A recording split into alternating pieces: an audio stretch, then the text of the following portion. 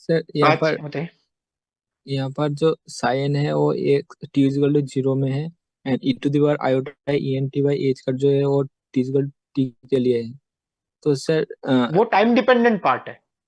ये सर तो इसके लिए साई आई ई टू दावर एन जे मतलब दोनों अलग अलग यूज करना पड़ेगा या सेम ही चलेगा? साइन में क्या हो, लास्ट में क्या हुआ, साई आई, क्या बोला आपने? मतलब सर दोनों समीशन को एक साथ में लिखेंगे तो आई जे अलग अलग से लिखते हैं। दो समेशन कहाँ पे है यहाँ पर? दो समेशन कहाँ पे दिख गया आपको, ये बताइए मुझे।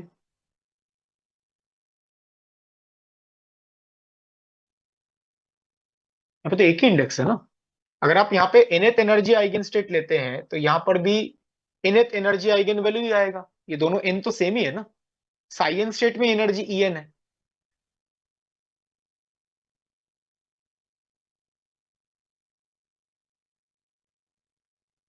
ये जो Cn यहाँ पर है, this is basically the time independent part and this is the time dependent part. दोनों को मल्टीप्लाई करते हैं तो आपको जनरल सॉल्यूशन मिलता है।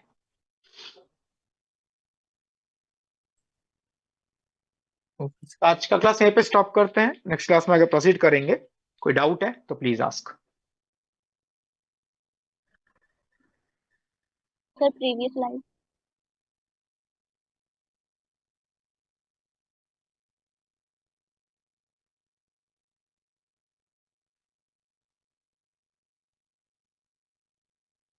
और ये जो कॉन्सेप्ट यहाँ पे बताया गया था ना, ये लीनियर कॉम्बिनेशन के लिए भी वैलिड है। अगर wave function t equal to zero पे नॉर्मलाइज्ड है तो किसी भी टाइम पे नॉर्मलाइज्ड होगा। ये इंडिविजुअल आइगन स्टेट के लिए भी ट्रू है और लीनियर कॉम्बिनेशन के लिए भी ट्रू है। दोनों के लिए ट्रू है ये।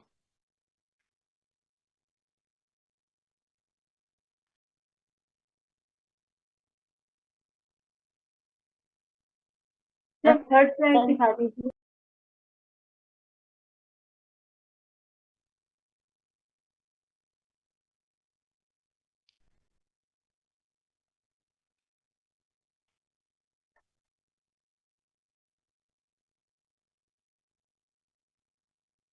Okay sir.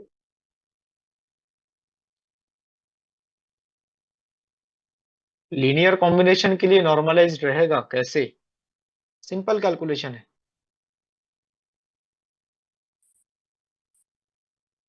मैं यहाँ पे डिराक नोटेशन यूज कर रहा हूं तो बार बार इंटीग्रल लिखना नहीं पड़ेगा। Suppose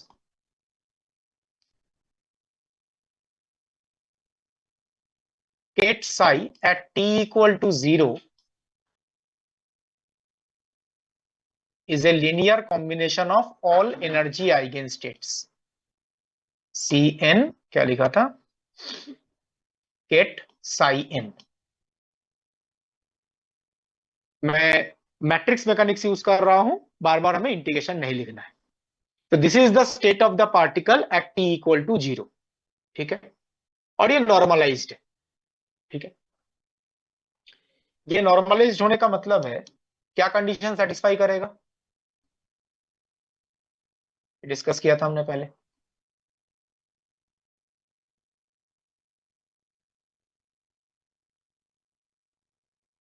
summation over C N square is equal to.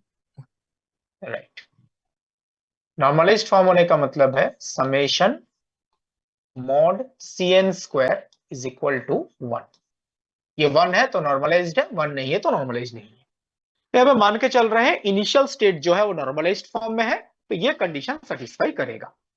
ठीक है, तो अकॉर्डिंग टू द प्रॉपर्टी किसी भी टाइम पे ही नॉर्मलाइज्ड फॉर्म में होगा। तो पहले क्या करते हैं, state of the particle at time T लिखते हैं। क्या होगा, summation over n from zero to infinity C N ket psi n into जो टाइम डिपेंडेंट पार्ट है वो आ जाएगा।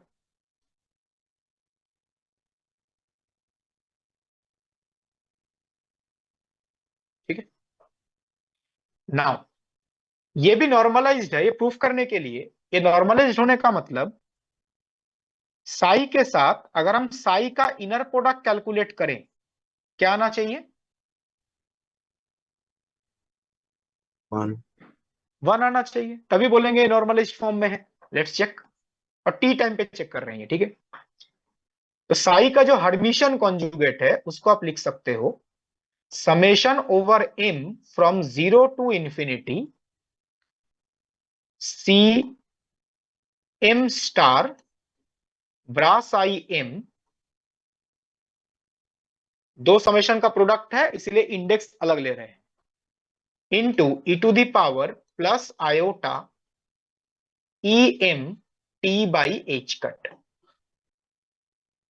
This is the Hermitian conjugate of ket psi into state summation over n from 0 to infinity Cn get psi n into this exponential term.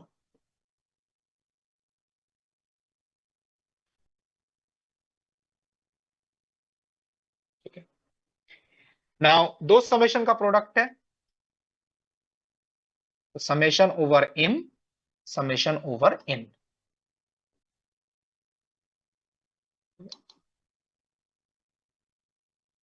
ये आ जाएगा, तो coefficient है C M star C N, जो exponential term है वो आएगा E to the power iota E M minus E N T by H cut into inner product of psi m with psi n।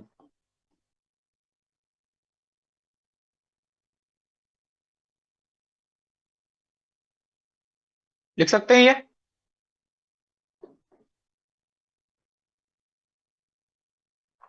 अब आप यहां पे देखो, ये जो इनर प्रोडक्ट है इसका वैल्यू क्या होता है, लास्ट क्लास में भी ऐसा कैलकुलेशन किया था।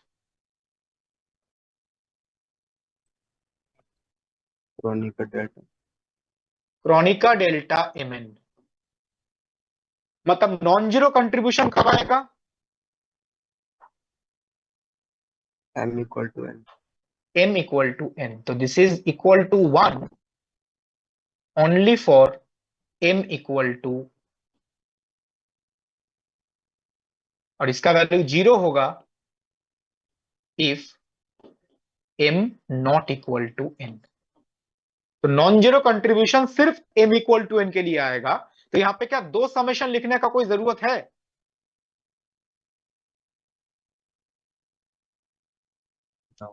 कोई मतलब नहीं है, एक सिंगल समेशन से काम चला सकते हैं। तो जब हम कैलकुलेट कर रहे थे inner product of psi with psi at time t, यहां पे एक सिंगल समेशन से आप लिख सकते हो summation over n from 0 to infinity C N star C N exponential iota en minus en, m के बदले n रिप्लेस, जहां जहां पे m है वहां पे n रिप्लेस कर दीजिए, तो उसी के लिए नॉन जीरो कंट्रीब्यूशन आएगा, इनटू इनर प्रोडक्ट वाला पार्ट जो है वो हो जाएगा 1। इसको आप लिख सकते हो summation over n from 0 to infinity cn star into cn हो जाएगा मॉड cn स्क्वायर, और एक्सपोनेंशियल पार्ट कितना आएगा 1, en minus en 0 e to the power 0, ये 1 आ जाएगा। तो अब बताओ इसका वैल्यू कितना था, 1 था। जो स्टार्टिंग में लिया था ना initial state, initial state normalised है, तो समेशन मॉड cn स्क्वायर 1 है। तो ये इनर प्रोडक्ट भी 1 आ गया। ये इनर प्रोडक्ट 1 आने का मतलब टी टाइम पे जो स्टेट है वो भी नॉर्मलाइज्ड फॉर्म में है, इसलिए तो इनर प्रोडक्ट 1 आया है। तो यहां से आप आइडिया लगा सकते हैं, if state of the particle is in normalized form at t equal to 0, it will remain in normalized form for all times। अगर कोई स्टेट t equal to 0 पे नॉर्मलाइज्ड फॉर्म में है तो किसी भी टाइम पे नॉर्मलाइज्ड फॉर्म में ही रहेगा। टाइम चेंज करने के साथ साथ नॉर्मलाइजेशन बिहेवियर चेंज नहीं करता, वो पर्टिकुलर एनर्जी आइगन स्टेट हो या linear combination of energy eigen state हो। अगर वो t इक्वल टू 0 पे नॉर्मलाइज्ड है तो किसी भी टाइम पे नॉर्मलाइज्ड रहेगा। Anything else anyone?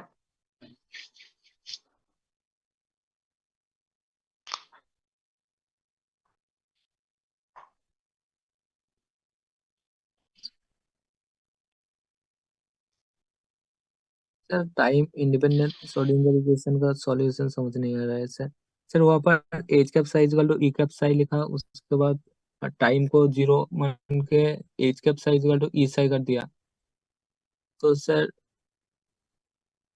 वो एजन वैल्यू इक्वेशन होगा तो साई होगा एजन वेक्टर, तो एजन वेक्टर का जो लिखते हो ऐसे सर एज कैप का ये साई साई का मतलब एज कैप का जो मैट्रिक्स का जो ऑर्डर होगा साई का भी उतना साई आएगा। ऐसा थोड़ी ना होता है, आइगन वैल्यू आइगन वेक्टर में डिपेंड करता है हैमिल्टोनियन का मैट्रिक्स क्या है, सॉरी ऑर्डर क्या है। सर हैमिल्टनियन का तो सेकंड ऑर्डर है। हैमिल्टन मैट्रिक्स का ऑर्डर, डिफरेंशियल ऑपरेटर का ऑर्डर नहीं। सर डिफरेंशियल एंड मैट्रिक्स का सेम ही आएगा बिल्कुल नहीं ना। होता, नहीं। ये किसने बोल दिया? मैंने बोला था जितने बेसिस वेक्टर्स होंगे उतने ही मैट्रिक्स का ऑर्डर आएगा। जैसे ये आपका आइगन वैल्यू इक्वेशन है, ठीक है, तो यहां पर इसका तो ऑपरेटर फॉर्म था minus H cut square by 2m d2 dx2 plus V cap. ये बिल्कुल नहीं है जो ऑपरेटर में सेकेंड ऑर्डर डेरिवेटिव है इसका मतलब मैट्रिक्स का ऑर्डर भी सेकेंड ऑर्डर आएगा, नो। मैट्रिक्स का ऑर्डर क्या आएगा ये डिसाइड करता है कितने बेसिस वेक्टर्स हैं उस सिस्टम में। जितने बेसिस वेक्टर्स होंगे उतने ही मैट्रिक्स का ऑर्डर होगा। जैसे अगर हम 1D बॉक्स पोटेंशियल की बात करें, मैं एक एग्जांपल ले रहा हूं just. In case of 1D box potential, या हार्मोनिक ऑसिलेटर लेते हैं, may be energy eigen value आप लोगों ने पढ़ा है। 1D हार्मोनिक ऑसिलेटर, अगर हम फिजिकल सिस्टम की बात करें तो इसमें कितने डिस्क्रीट एनर्जी लेवल्स हो सकते हैं?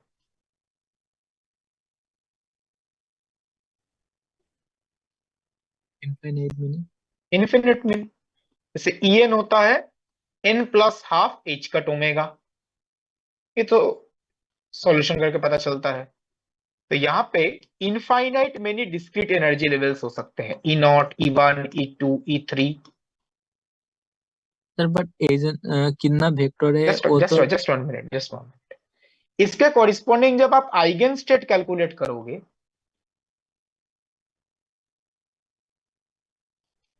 तो these are the eigen states, और ये जो आइगन स्टेट्स हैं this will form a orthonormal basis, these are the basis states. And matrix का जो ऑर्डर है that will be equal to number of basis states. तो यहाँ पे इनफाइनाइट मेनी बेसिस स्टेट्स हैं, तो इस सिस्टम के लिए जो हैमिल्टोनियन आएगा उसका मैट्रिक्स फॉर्म एक इनफाइनाइट बाय इनफाइनाइट ऑर्डर का मैट्रिक्स होगा। बताइए। नहीं से मतलब H cap psi equal to E cap psi, तो इसको H cap minus E I E I cap psi करेंगे, उसके बाद जैसे मैट्रिक्स में करते हैं तो ऐसे मैट्रिक्स ही में क्या करेंगे। करते हैं? सर तो मैट्रिक्स में मैट्रिक्स में मैट्रिक्स फॉर्म तो पता होना चाहिए ना। ये सर मतलब वहां पर मैं बता रहा हूँ कि जो एजन वैल्यू आते हैं उसके करस्पॉन्डिंग बेसिस स्टेट ये सब आते हैं, मतलब एक्स का कितना एक्स होगा वही लैम्डा पे डिपेंड करते हैं। तो लैम्डा कितने आ सकते हैं यहाँ पर? इसको कैसे पता चलेगा कि कितना वो आएगा तो वो। फिजिकल सिस्टम डिसाइड करेगा ना। वो कौन डिसाइड करेगा? तो फिजिकल सिस्टम डिसाइड करेगा, वो हमारे हाथ में थोड़ी ना है। वो तो हम फिजिकल सिस्टम को एनालाइज करने के लिए एक मैट्रिक्स फॉर्मुलिज्म का यूज कर रहे हैं। हार्मोनिक ऑसिलेटर सिस्टम में ऐसे बहुत सारे लेवल्स हो सकते हैं, तो ऐसे बहुत सारे बेसिस स्टेट्स हैं।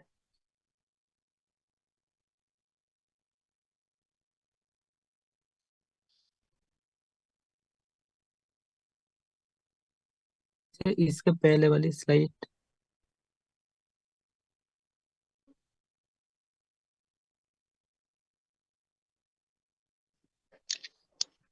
जब श्रोडिंगर इक्वेशन को सॉल्व किया जाता है, जो डिफरेंशियल इक्वेशन था, उसमें देखा जाता है सॉल्यूशन के अंदर एक एन टर्म सा साई एन जो लिखा गया ना, साई एन ई एन, वो साई एन एक एन का डिपेंडेंसी आ जाता है, और एन का वैल्यू 0 to infinity कोई भी पॉजिटिव इंटीजर आ सकता है।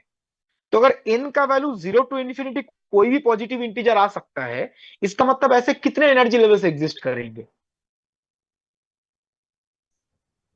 इनफाइनाइट। तो जब हम उसका मैट्रिक्स फॉर्म लिखेंगे तभी वो इनफाइनाइट बाय इनफाइनाइट ही आएगा। और वो एक्सपेरिमेंटल भी चेक किया गया है, ये थोड़ा थियोरेटिकल कैलकुलेशन है।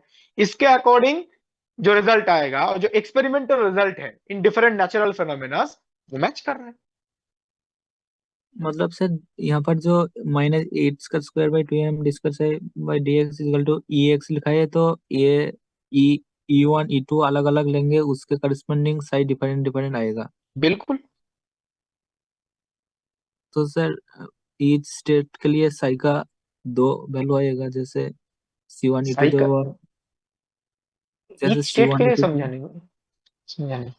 मतलब इस इक्वेशन में ई राइट साइड में ई एक्स आ रहा है, तो सर ई का एक वैल्यू लिया E0, तो एक अलग इक्वेशन बनेगा। E1 लेंगे तो अलग इक्वेशन बनेगा ऐसे।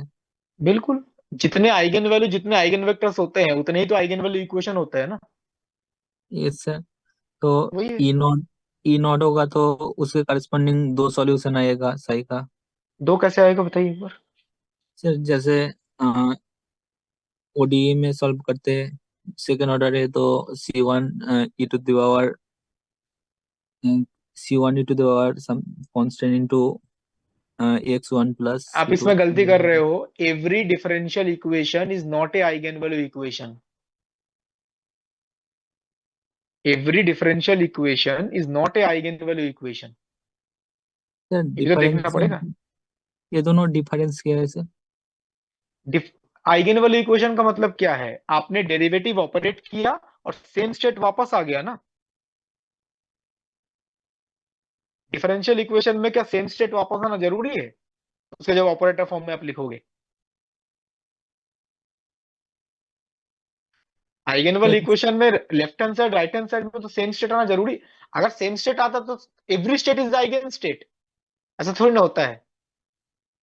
सर अगर v को कांस्टेंट मान लेंगे तो v minus e some constant आ जाएगा कुछ, तो मैं डिफरेंशियल इक्वेशन मैथमेटिक्स की बात कर रहा हूं पहले। आप मैथमेटिक्स से कंपेयर कर रहे हो ना। ये मैथमेटिक्स में एक के कॉरेस्पॉन्डिंग दो सॉल्यूशन आया था। ये सर मैथमेटिक्स में जो जितने भी स्टेट, जितने भी हम सॉल्यूशन लिखेंगे, सारे आइगन सॉल्यूशंस होंगे। मतलब दो तो इंडिपेंडेंट सॉल्यूशन आएगा। अगर आइगन स्टेट है तो इनफाइनाइट मेनी आइगन सॉल्यूशंस आएंगे, अगर वो आइगन वैल्यू इक्वेशन है तो। अच्छा सर, मतलब जो एक एग्जांपल किया था कि साइन का फंक्शन आया था KL कुछ आया था, तो पाई बाई KL, तो उसमें कांस्टेंट ही 0 हो गया था, तो साइन का बहुत वैल्यू आ रहे थे, उस टाइप का कुछ। बोल सकते हैं बिल्कुल। वो बेसिकली बाउंड्री कंडीशन है जहां से वो इन पता चलता है। तो मतलब एक का बहुत सारे सॉल्यूशन आ रहा था। हाँ, मतलब ओके वही सर। चीज है, बाउंड्री कंडीशन है जिससे बहुत सारे सॉल्यूशन उस टाइप के पॉसिबल है, जिसमें एन अलग अलग होगा। ओके सर, समझ गए। मतलब जैसे मान लो एक इक्वेशन है जिसपे आपने बाउंड्री कंडीशन अप्लाई किया, ये एन कहां से आता है? बाउंड्री कंडीशन से। आपके पास एक सॉल्यूशन है, उसमें आया ए साइन एक्स आ गया, मान लीजिए सिंपल सॉल्यूशन ए साइन के एक्स। आपको बोला गया एक्स इक्वल टू जीरो पे वेव फंक्शन आपका जीरो होना चाहिए, या सॉल्यूशन जीरो होना चाहिए। तब क्या करोगे? साइन के एक्स को जीरो लिखोगे।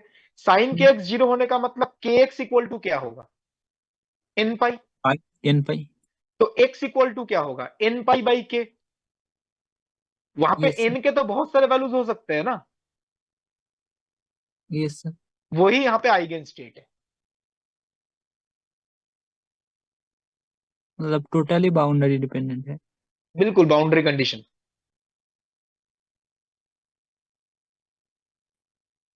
Okay sir. सर डीबीपी 8 से एक डाउट था। Just DPP 8।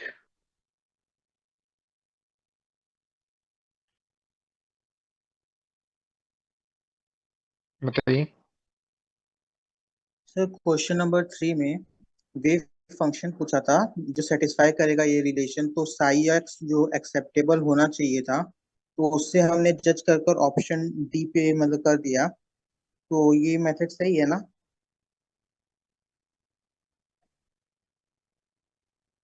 Acceptable, just sir wave function है तो एक्सेप्टेबल होना चाहिए था। यस, हाँ ठीक। सर अगर मान लीजिए अगर मतलब एक ऑप्शन मतलब दो ऑप्शन होते हैं या कई सारे ऑप्शन होते हैं जिसमें एक्सेप्टेबल है, तो अगर हम लोग एलएचएस और आरएचएस को मतलब सॉल्व करते, तो अगर जो एलएचएस है वो आरएचएस का सम इंटीग्रल मल्टीपल आ रहा है, तो हम कहेंगे ना कि ये सेटिस्फाई करेगा रिलेशन। इसमें तो बेसिकली डिफरेंशियल इक्वेशन बनेगा ना।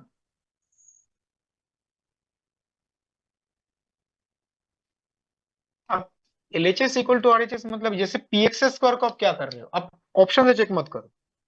सर मान के चलो आपके पास ये इक्वेशन है ना, X I X equal to minus iota A square by H cut P X square psi. अब सर बताइए पी एक्स स्क्वायर साई का क्या मतलब होता है। पी एक्स है। पी एक्स, ओके, एक टेक्निक तो सेम ही होगा, पी एक्स साई। तो सर तो मैं X, just let me finish, X I और पी एक्स को अगर आप डेरिवेटिव ऑपरेटर वाले फॉर्म में लिखोगे, हाँ। ये आएगा minus iota H cut D psi D X. तो एक first order ordinary differential equation आ जाएगा ना, जिसको आप सेपरेबल फॉर्म में लिख पाओगे। Yes sir. उसको सॉल्व कर लीजिए फिर। D psi D X will be equal to, side change अगर हम करें एच कट कैंसिल करेगा, और ये बेसिकली आई थिंक आएगा, देखो, minus one by A square x. It is a first order differential equation, separable form में जाके सॉल्व कीजिए, वहां से साई पता चल जाएगा। Okay sir. सर एक मिनट।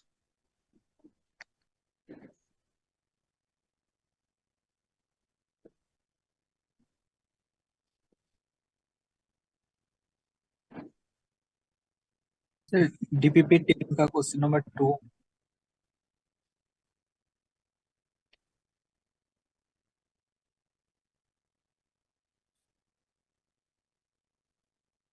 तो सिंपल तो इंटीग्रेशन करना है और कुछ नहीं करना। सर उसका डिनोमिनेटर में साई स्टार साई डिवाइड करे तो माइनस इंफिनिटी प्लस इंफिनिटी के लिए odd function, even into odd function था, तो टोटली ऑड हो गया तो नहीं, जीरो जस्ट आ वन मिनट, अब नीचे आपने नॉर्मलाइजेशन फैक्टर लिया क्या है। आई थिंक आपको नॉर्मलाइजेशन फैक्टर क्यों लेना है क्वेश्चन में, आपको थोड़ा ना कुछ प्रोबेबिलिटी या कुछ कैलकुलेट करने को बोला गया है। आपको तो जस्ट एक प्रोडक्ट कैलकुलेट करने को बोला गया है ना, आप इसमें नॉर्मलाइजेशन फैक्टर ले क्यों रहे हो। आपको ये पूछा गया है। इसका मतलब क्या होता है, minus infinity to plus infinity psi two star, और पीएक्स को ऑपरेट करेंगे तो यह आ जाएगा minus iota H cut del psi del X, del psi one, sorry. तो क्वेश्चन में आपको psi one psi two given है, उसको इसमें रख के कैलकुलेट कर लो। Normalisation okay. फैक्टर से क्यों डिवाइड करना है। अगर सर सिर्फ साई वन साई टू नहीं देखे, सिर्फ left side bracket P x right side bracket दिया होता तो उसको डिनोमिनेटर में भी डिवाइड करना पड़ता। अगर आपको एक्सपेक्टेशन वैल्यू पूछा जाता, प्रोबेबिलिटी पूछा जाता, तो उस टाइप के केसेस में करते। Okay sir.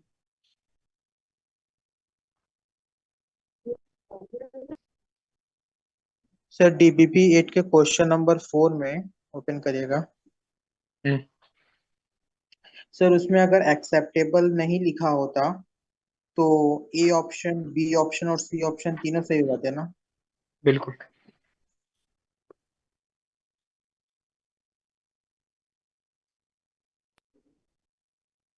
सर बताइए। স্যার একটা কথা জিজ্ঞেস ছিল স্যার, বলছি যে জ্যামের ফর্ম ফিল আপের সময় স্যার 10th এর সার্টিফিকেট চাইছে, তো সেখানে স্যার সার্টিফিকেট, অনেকে সার্টিফিকেট দিয়েছে, অনেকে মার্কশিট দিয়েছে, তো স্যার সার্টিফিকেট দিলে কোনো প্রবলেম নেই তো?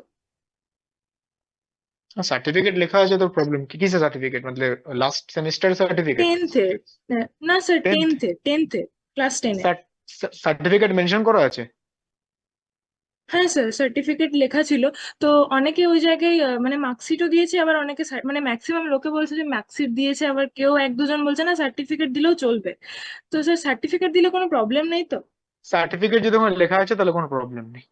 স্যার জ্যামের আচ্ছা ব্রাউজারে লেখা ছিল যে ওখানে মার্কশিট দিতে হবে, কিন্তু মানে ওয়েবসাইটে যেখানে আপলোড করছি ওখানে পাস সার্টিফিকেট চাইছে। তো দিয়ে আমি মেল করেছিলাম, তো ওরা বললো যে পাস সার্টিফিকেটে আবার ডেট অফ বার্থ মেনশন আছে, তো হয়ে যাবে। ওকে মানে basically okay okay okay for date মানে অফ স্যার, মানে কি বার্থ বা বেসিক্যালি সার্টিফিকেটের জন্য। ডেট অফ বার্থটা চাই? মানে স্যার ডেট অফ বার্থটার মানে ভেরিফিকেশন চাই কি? Yes date of birth and pass না ফেল এটা। হ্যাঁ, তো স্যার আমাদের যে মানে ওয়েস্ট বেঙ্গল বোর্ডে আমাদের যে সার্টিফিকেটটা দেয়, তো স্যার সেটাতে তো পাসও লেখা থাকে আর ডেট অফ বার্থও লেখা থাকে, তো স্যার ওটা দিলে তো একদম কোনো প্রবলেম নেই। কোনো প্রবলেম নেই। হ্যাঁ, না স্যার, অনেকে বলছে কি যে মার্কশিটটা দিতে হবে, এবার স্যার আমি মার্কশিটটা তো করিনি আপলোড, শুধু সার্টিফিকেটটাই করেছি, ওই জন্য। আর স্যার বার্থ সার্টিফিকেটও আলাদা করে দিতে বলেনি, ওই জন্য। ঠিক আছে কোনো প্রবলেম নেই। আচ্ছা স্যার। কোনো কি রিআপলোড করার অপশন আছে? না পসিবলি স্যার, জেনারেলি কি হয়, এটা গেট আর জ্যামে একটা কারেকশন উইন্ডো থাকে, যদি কোনো ভুল থাকে সেখানে সেটা পরবর্তীকালে বলে দেবে সেটা। অ্যাকচুয়ালি স্যার ফর্ম ফিল আপের জায়গাতেই তো সার্টিফিকেট দেখিয়েছিল, তো ওই জন্য সার্টিফিকেটটাই আপলোড করেছিলাম। ঠিক আছে নো প্রবলেম। কোনো নতুন ডকুমেন্ট স্যার চাইলে তারা কারেকশন উইন্ডোতে বলে দেবে যে এই ডকুমেন্ট আপলোড করবেন।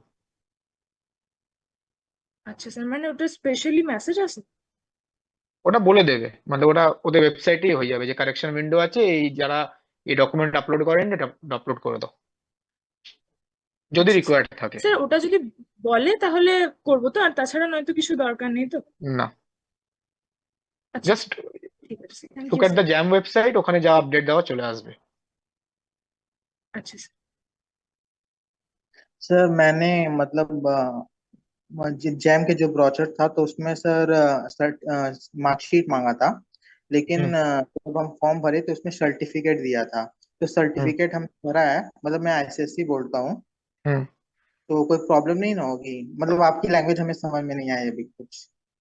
डोंट वरी, अगर ऐसा कोई डॉक्यूमेंट है जो उनको लगा है जो कुछ गलत अपलोड हुआ है, तो जैम और गेट में वो एक करेक्शन विंडो दे देते हैं जो आप इस डॉक्यूमेंट को रीअपलोड कर दो, अगर रिक्वायरमेंट होगा तो। Okay sir. ठीक है, मतलब इस बेसिस पे आपके जैम कैंडिडेचर को कैंसिल नहीं करेंगे जो आपने कोई गलत डॉक्यूमेंट अपलोड कर दिया है, they will provide opportunity. Sir मतलब वेबसाइट में चेक करना पड़ेगा कि कहाँ पर करूँ। बिल्कुल बिल्कुल बिल्कुल, जब वहां पे कुछ आ तो नहीं रहा है, जे वहां पे लिख देंगे जैसे इन लोगों ने मतलब इस सर्टिफिकेट में कुछ लोगों ने गलत अपलोड किया है, ये अपलोड करना था तो please upload the correct certificate if it is required. Mail भी आ जाता है। बिल्कुल वही है, मतलब आईआईटी कॉन्डक्ट करा रहा है ना, गेट और जैम दोनों में कुछ भी अगर गलत है तो दे विल मेल यू और वेबसाइट पे कुछ ना कुछ डालेंगे, don't worry about that. Okay sir, मतलब अगर वहां पे कुछ नहीं बोला तो फिर ठीक है ना सर्टिफिकेट? बिल्कुल बिल्कुल। Okay sir.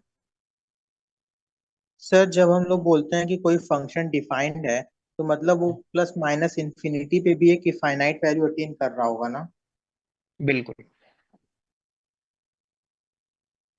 सर जो it is eigen finite, it is finite everywhere including plus minus infinity. Sir जो आइगन फंक्शन होता है वो कोई जरूरी नहीं ना कि वो एक्सेप्टेबल वेव फंक्शन ही हो? आइगेन फंक्शन बिल्कुल जरूरी नहीं है, वो नॉर्मल कोई मैथमेटिकल फंक्शन भी हो सकता है आइगेन फंक्शन जो एक्सेप्टेबल ना हो।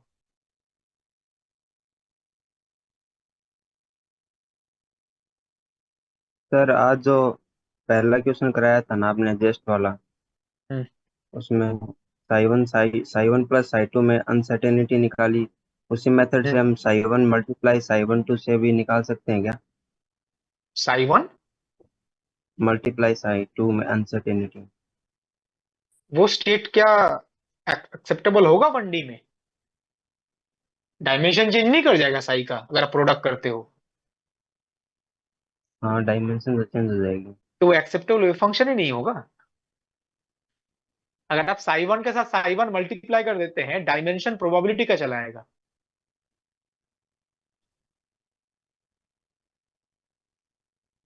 इसलिए आप देखो, ये बहुत एक कॉमन क्वेश्चन है, कभी ना कभी आप फेस करोगे कि जब हमने श्रोडिंगर इक्वेशन सॉल्व किया तो हमने जनरल सॉल्यूशन लिखने के टाइम पे लीनियर कॉम्बिनेशन लिया है। मतलब लीनियर कॉम्बिनेशन बेसिकली क्या है? ऐड करना ही तो होता है ना।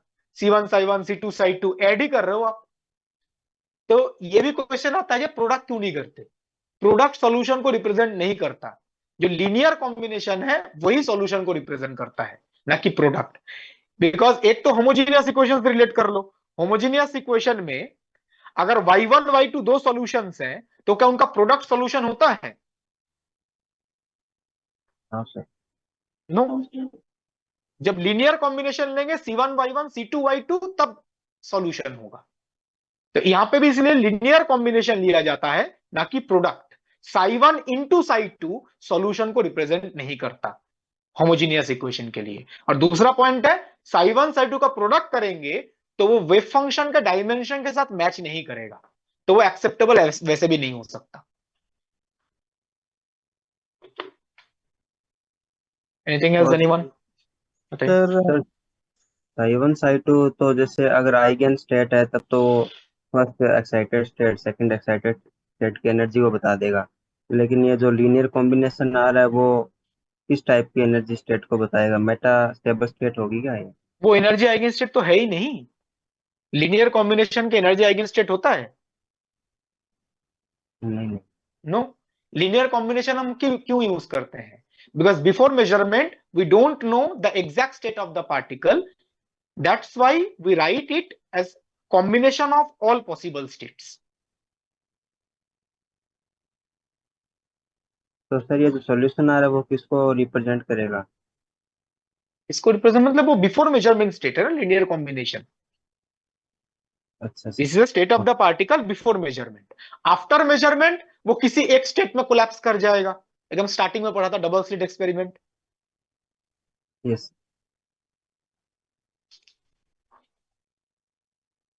सर बताइए। सर जो जब आइगन स्टेट जो बेसिस होते हैं, सर वो ऑर्थो नॉर्मल होना उनका कंडीशन जरूरी है? ऑर्थोगोनल बेसिस मतलब? स्टेट्स का ऑर्थो नॉर्मल होना बिल्कुल जरूरी नहीं है, लेकिन अगर आप ऑर्थो नॉर्मल बेसिस यूज करते हैं उसमें एनालिसिस आसान हो जाता है। Okay sir.